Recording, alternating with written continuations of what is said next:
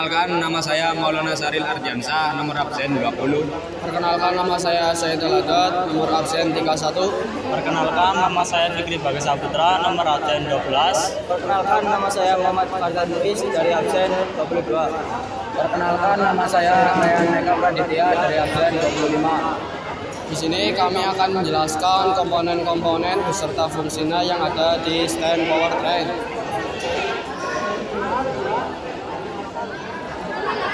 Untuk komponen yang pertama di sini ada. Yang pertama, saya akan menjelaskan komponen dari kopling beserta fungsinya. Yang kedua, saya akan menjelaskan komponen transmisi beserta fungsinya. Yang ketiga, saya akan menjelaskan komponen propeller shaft beserta fungsinya. Yang keempat, pada diferensial dengan komponen fungsinya. Yang kelima atau yang terakhir, saya akan menjelaskan komponen Excel dan fungsinya. Yang pertama di sini ada kopling. Yang pertama, pedal kopling berfungsi untuk menghubungkan dan memutuskan hubungan antara mesin dan transmisi. Yang kedua ada batang pendorong atau push rod. Di sini tidak ada. Kita jelaskan secara kasat mata. Batang pendorong berfungsi untuk meneruskan gerakan mekanis dari pedal ke komponen kopling lainnya. Yang ketiga ada selang atau silinder master. Silinder master berfungsi untuk mengubah gerakan mekanis dari pedal menjadi tekanan hidrolik. Yang keempat ada selang hidrolik berfungsi untuk meneruskan tekanan hidrolik ke silinder pembebas. Yang kelima silinder pembebas. Silinder pembebas berfungsi untuk mengubah tekanan hidrolik menjadi gerakan mekanis untuk menggerakkan garpu pemindah. Yang ke-6 garpu pembebas berfungsi untuk mengubah tekanan hidrolik menjadi gerakan mekanis yang akan menggerakkan atau mendorong rilis bearing di sini di dalam. Lalu rilis bearing berfungsi untuk mendorong diafragma spring ini yang warna kuning. Nah, kan akan terdorong. Lalu diafragma spring mendorong pressure plate ini di dalam karena tidak kelihatan. Lalu pressure plate mendorong disc plate atau kamas kopling sehingga tidak menempel pada flywheel dan bisa memudahkan perpindahan gigi. Sekian. Yang kedua ada komponen transmisi. Di sini ada input shaft atau top gear, berfungsi menerima tenaga dari mesin melalui kopling. Untuk komponen yang kedua di sini ada counter gear. Di sini bisa dilihat ada beberapa counter gear, juga di sini ada belakang ada. Fungsi untuk top gear yaitu menyalurkan tenaga dari input shaft ke speed gear, juga mengatur rasio putaran. Untuk komponen yang ketiga yaitu ada main shaft.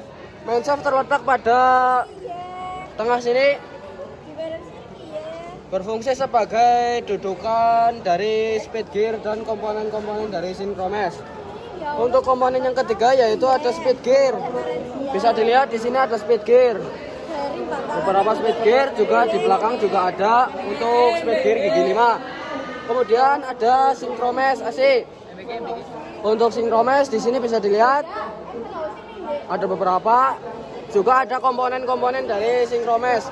Ada 4 komponen dari synchromess yaitu synchronizer ring, bisa dilihat di sini yang berwarna kuning. Lalu komponen dari yang kedua yaitu ada clutch hub. Clutch hub bisa dilihat di sini. Sini ada clutch hub. Selanjutnya ada hub sleeve. Ini ada hub sleeve, berfungsi untuk menghubungkan dan memutuskan putaran roda gigi percepatan ke bagian clutch hub. Tadi ada fungsi clutch hub. Fungsi clutch hub berfungsi untuk meneruskan tenaga dari hub sleeve ke poros output transmisi.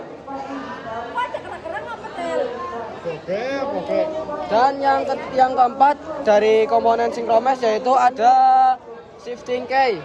Shifting key berada di dalam sana yang berbentuk seperti persegi panjang yang berfungsi untuk mencegah terjadinya perpindahan gigi sebelum putaran roda gigi dan clutch hub yang sama.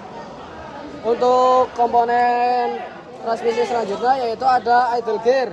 Bisa dilihat di sini idle gear atau gigi tambahan atau gigi mundur berada di sini. Di sini ada Di sini idle gear dan ini bagian utamanya counter gearnya. Fungsi dari idle gear yaitu gigi tambahan yang digunakan khusus untuk gigi mundur, mengubah arah putaran sehingga mobil bisa berjalan mundur. Untuk komponen yang ke 5 selanjutnya, di sini ada transmisi housing. Ini yang berwarna silver yaitu transmisi housing. Berfungsi sebagai rumah transmisi, menjadi tempat dudukan sama poros gigi dan mekanisme transmisi, juga melindungi bagian dalam serta menampung oleh pelumas transmisi. Mungkin itu saja penjelasan dari komponen transmisi dan beserta fungsinya. Kemudian yang ketiga yaitu propeller shaft. Fungsi utama propeller shaft yaitu meneruskan tenaga mesin dari input shaft ke transmisi ke diferensial. Kemudian komponen yang pertama yaitu Terus lalu ada differential case yaitu universal joint sleeve yoke sub assembly, berfungsi untuk sebagai penghubung dan memungkinkan pergerakan aksial maju mundur. Yang kedua yaitu universal joint spider assembly, berfungsi memungkinkan poros berputar dengan sudut yang berubah-ubah atau fleksibel tanpa memutuskan putaran. Yang ketiga yaitu front propeller shaft assembly, berfungsi untuk menyalurkan tenaga putar dari transmisi menuju diferensial belakang. Yang keempat yaitu No1 center support bearing assembly, namun hanya terdapat pada mobil yang menggunakan dua poros engkol. Berfungsi sebagai menopang propeller shaft agar tidak bergetar dan seimbang saat berputar. Yang kelima yaitu center universal joint yoke sub assembly, berfungsi menyalurkan tenaga dan tetap menjaga fleksibilitas sudut poros. Yang keenam yaitu rail propeller shaft, berfungsi menyalurkan tenaga dari poros tengah ke diferensial belakang. Yang ketujuh yaitu universal joint flank yoke, berfungsi sebagai titik sambung propeller shaft ke gardan. Mungkin hanya ini komponen dari propeller shaft. Kemudian di sini ada diferensial atau gardan.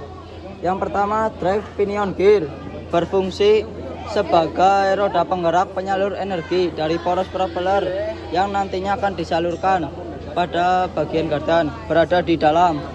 Kemudian pinion shaft berada di tengah-tengah antara set gear, berfungsi sebagai penghubung putaran pada gear gardan dengan poros propeller. Selanjutnya flank berfungsi sebagai penghubung antara propeller shaft atau poros propeller dan pinion shaft pada diferensial.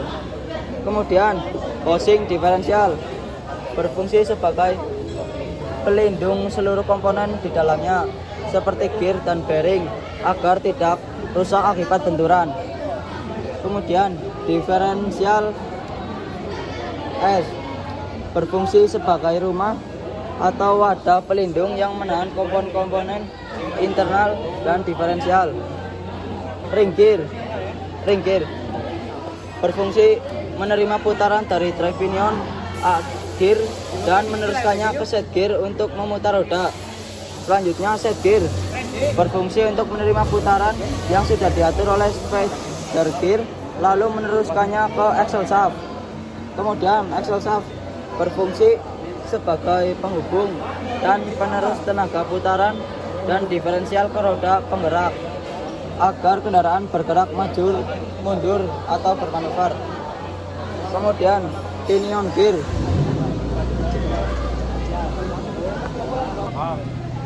Itu saja komponen-komponen dan fungsinya pada diferensial. Jadi yang terakhir di sini saya akan menyebutkan komponen-komponen axle dan fungsinya. Lalu di sini yang pertama ada axle housing yang berfungsi sebagai rumah atau pelindung yang menampung dan melindungi semua komponen internal gardan atau diferensial dan shaft dari kerusakan dan lingkungan. Lalu di sini ada axle shaft atau biasa disebut poros axle yang berfungsi untuk menyalurkan tenaga putar dari diferensial ke roda sehingga roda dapat berputar dan kendaraan bergerak. Lalu di sini ada bearings. Nih di dalam sini. Bearings yang berfungsi sebagai untuk mendukung dan menopang gerakan axle shaft agar dapat berputar dengan lancar dan mengurangi gerakan dengan komponen lain. Lalu yang terakhir di sini ada wheel hub. Wheel hub berfungsi untuk menghubungkan roda ke axle dan memungkinkan roda untuk berputar secara bebas. Lalu sekian dari saya. Mungkin itu saja penjelasan komponen-komponen beserta fungsinya dari kami. Kurang lebihnya mohon maaf. Wassalamualaikum warahmatullahi wabarakatuh.